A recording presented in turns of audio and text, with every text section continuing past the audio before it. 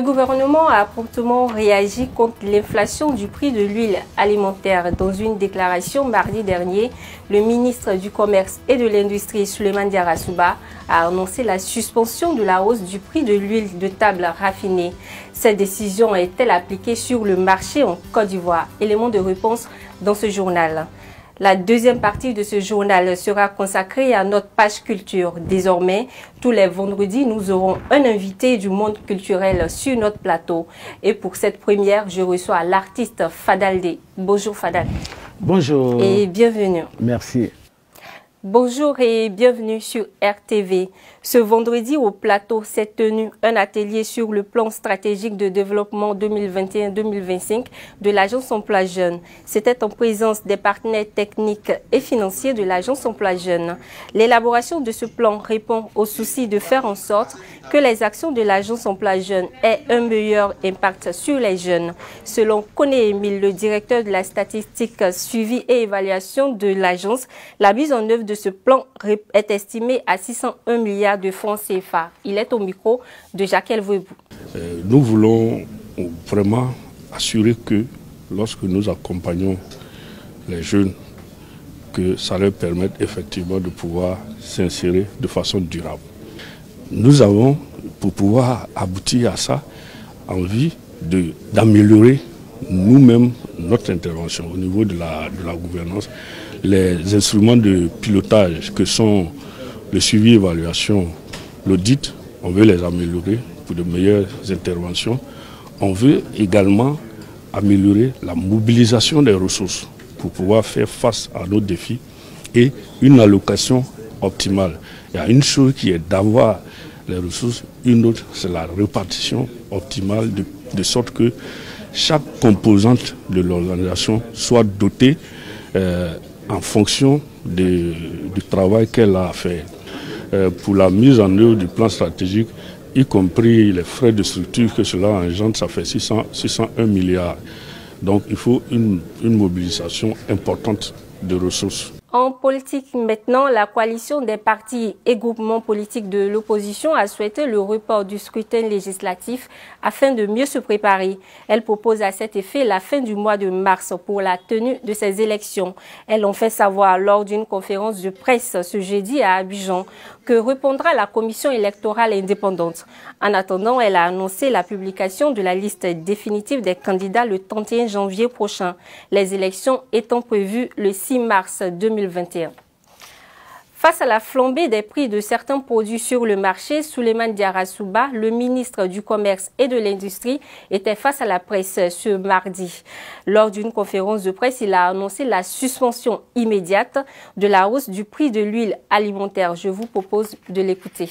Nous sommes convenus ce jour de suspendre les hausses des prix de l'huile de table raffinée intervenues en ce mois de janvier 2021 et de geler les prix de la farine de blé.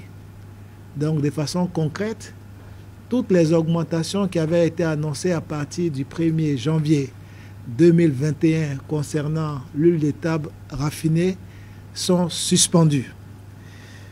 Quant au sac de riz de la farine boulangère de 50 kg, il demeure au prix maximum de 19 000 francs. Vous vous souviendrez qu'une augmentation également avait été annoncée de faire passer le sac de 50 kg de la farine boulangère de 19 000 francs à 20 000 francs CFA. Donc cette augmentation qui était prévue pour le 15 janvier prochain est également suspendue. Je voudrais me réjouir du bon état d'esprit et de la bonne ambiance qui ont prévalu au cours de ces négociations et féliciter les industriels pour les efforts qu'ils ont bien voulu consentir au profit des populations ivoiriennes. Ces augmentations ont provoqué le courroux des consommateurs. Vous le verrez dans ce reportage, impatients de voir les mesures s'appliquer sur le marché. Reportage au marché forum d'Abidjan. Cela n'a échappé à personne. Le prix de l'huile alimentaire a connu une inflation en ce mois de janvier. Et malgré la récente suspension de cette hausse par le gouvernement, rien n'a changé sur le marché. Un constat amer que fait Kadi Ouattara. C'est pas abaissé. L'augmentation de l'huile me pousse à augmenter mes poissons, mon aloco. Puisque si on diminue l'huile, je vais abaisser. Tant qu'on ne diminue pas, je ne pourrai pas. Nous sommes au forum dans le plus grand marché de la commune d'Adjamé. Ici, le prix d'un litre et demi de l'huile est passé de 1500 à 1700, voire 1800 francs CFA. On comprend l'exaspération des clients qui appellent le gouvernement à l'aide. Le bidon d'huile du Nord, 3 litres, c'était 2800. Mais on a acheté hier à 3200. On constate que les prix sont toujours en haut. Ils n'ont pas encore baissé. C'est toujours à la hausse. Que le gouvernement même fasse quelque chose pour nous. Sinon, à la fin, on ne va plus manger. On va mourir de faim. Au 14 janvier, ces bidons d'huile de 25 litres sont vendus à 24 000 francs CFA au lieu de 18 500 l'année dernière. Sangara Yakuba explique les raisons de la persistance de cette hausse des prix. Le gouvernement a diminué le prix, mais on n'a pas pris le niveau d'abord. La semaine passée, on a pris la sac qui era là d'abord. Inch'Allah, 2 jours, on va livrer ça. Niveau ce qu'on prend là, on va casser son prix là. Pour le maire de la commune d'Adjamé représentant les commerçants, pour que les prix baissent, il faut que les fournisseurs en amont appliquent les consignes du gouvernement. Si au niveau des commerçants, nous augmentons, c'est le fait qu'au niveau des fournisseurs qui nous fournissent, bon, il y a une augmentation. Mais comme cela n'est plus le cas, je pense qu'il n'y aura pas un impact au niveau des commerçants. Après cette mesure du gouvernement, le plus dur reste le respect de sa décision sur le marché. Justement, à propos des stocks anciens, voici ce que disait le ministre du Commerce et de l'Industrie, Souleymane Diarra-Souba. Assurer que les notifications seront faites par les industriels aujourd'hui à l'ensemble des distributeurs, à l'ensemble de leurs distributeurs actuels, et les nouveaux prix sont d'application immédiate, y compris les stocks existants pour lesquels les industriels vont faire des avoirs aux grossistes, etc. et aux distributeurs. Donc, je pense que c'est un point que nous avons évoqué. Voilà. Sinon, si on rentre dans cette histoire de stocks anciens, après, on se retrouve dans les difficultés que vous venez d'indiquer.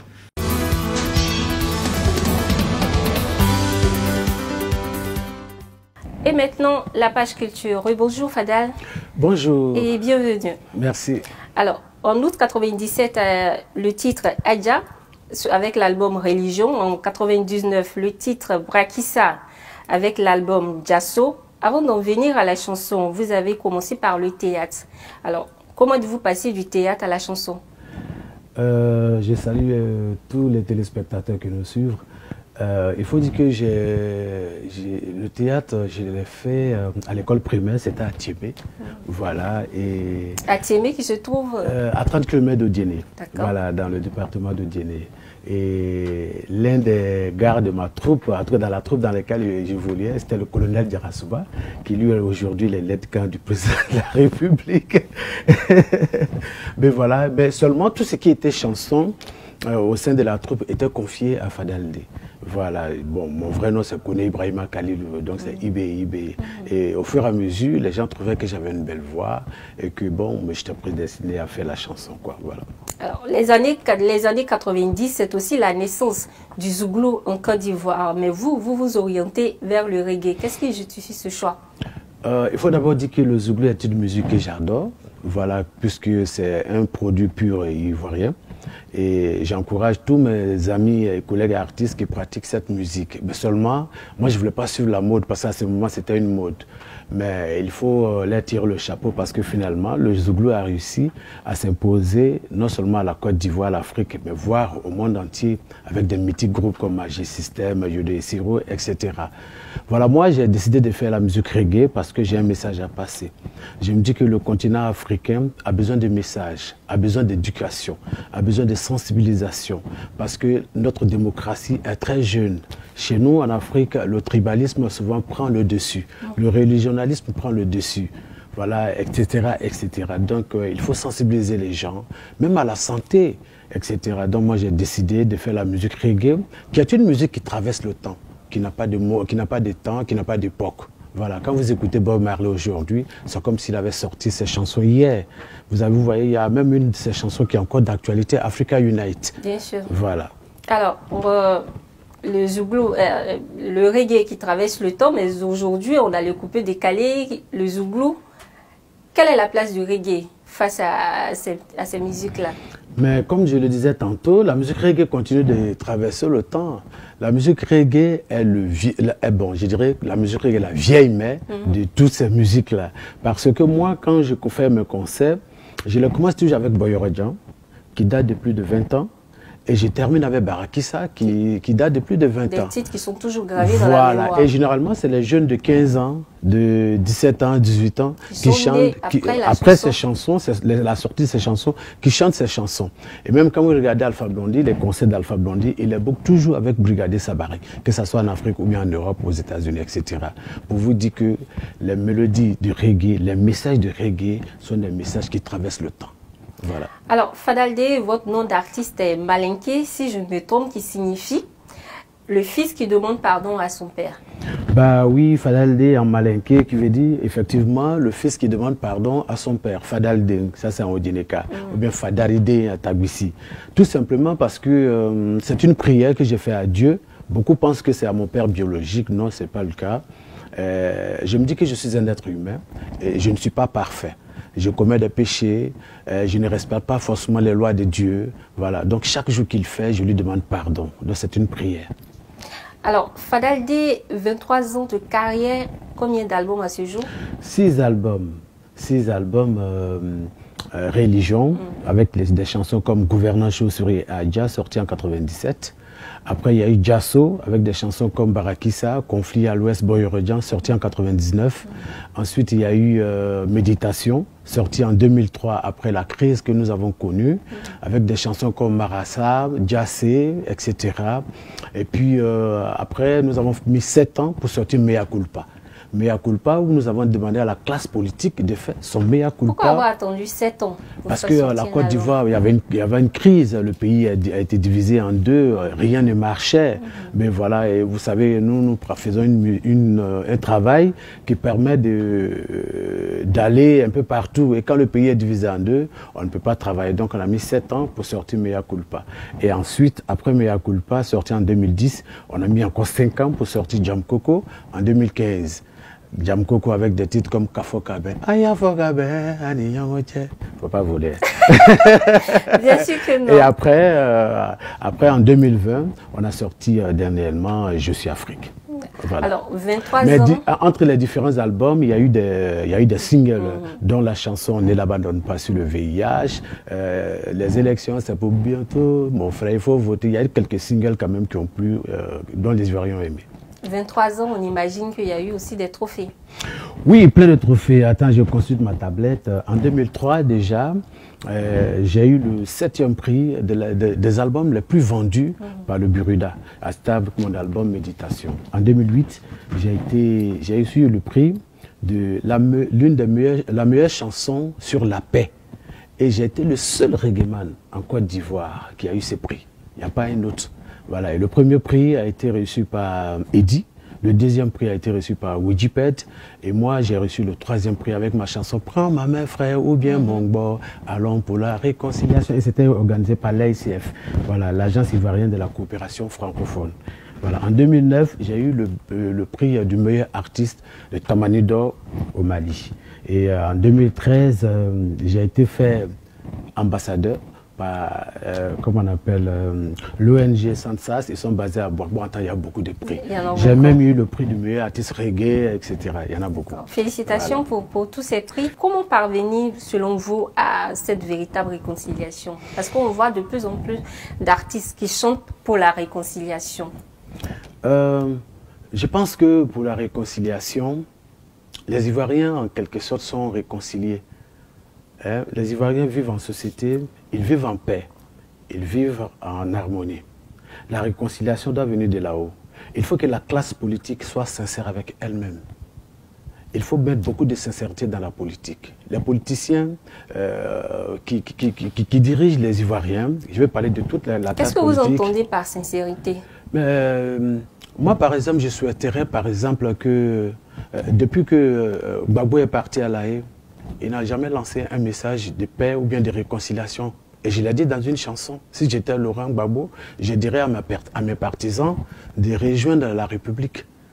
Si j'avais été à la place de Bédié, c'est moi qui serais, comme on appelle, en tout cas, c'est moi qui serais au front pour rapprocher un peu plus le président de la République et tous les autres. Parce qu'aujourd'hui, avec la place que j'ai, l'âge que j'ai, voilà, c'est comme le sage de tous voilà, etc., etc. Mais ils ne nous écoutent jamais. Et cette chanson, ça s'appelle « Si j'étais eux », ça se trouve sur mon album. Donc, je demande à la classe politique d'être sincère, de se réconcilier entre elles-mêmes.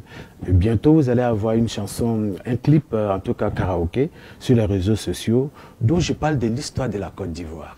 Parce que cela est très important. Il y a très longtemps qu'on passe un message négatif à la population. On fait croire une grande partie des Ivoiriens sont étrangers dans leur propre pays. Et ceux-là, ils sont frustrés. Il ne s'agit pas, quand il y a des cérémonies ou bien des manifestations dans une localité, il courir aller là-bas pour aller demander pardon en cas de réconciliation. Non, non, voici une partie des Ivoiriens qui est frustrée depuis plus de 30 ans. Qui a eu l'idée une fois d'aller à Congo, aller demander pardon aux parents du président de la République? Qui a eu l'idée une fois d'aller à Odjéné, à Gbeleban, pour aller demander pardon au Djinéka? Qui a eu une fois l'idée d'aller à Saint-Purgo, ou bien d'aller à Ferké, d'aller à Korogo, aller demander pardon aux Ivoiriens? On vous a traité de non-Ivoiriens. Pour que ceux-là puissent en retour pardonner à ceux qui les traitent de non-Ivoiriens dans leur propre pays. Il y a beaucoup de travail qui doit être fait. Les gens, maintenant, ils attendent, quand il y a une petite manifestation à Divo, on court avec les caméras, on vient dire non, on est venu pour la réconciliation. La réconciliation, ce n'est pas ça. Hein. Elle doit être sincère. Et cela doit venir de là-haut. Parce qu'en tant qu'artiste, nous avons des gens qui nous suivent. Et c'est très important, je le disais tantôt, de passer des messages, et même du côté de la santé, à la population. Donc, ce que je fais, c'est demander à tout le monde de respecter les mesures barrières à nous dictées par le gouvernement.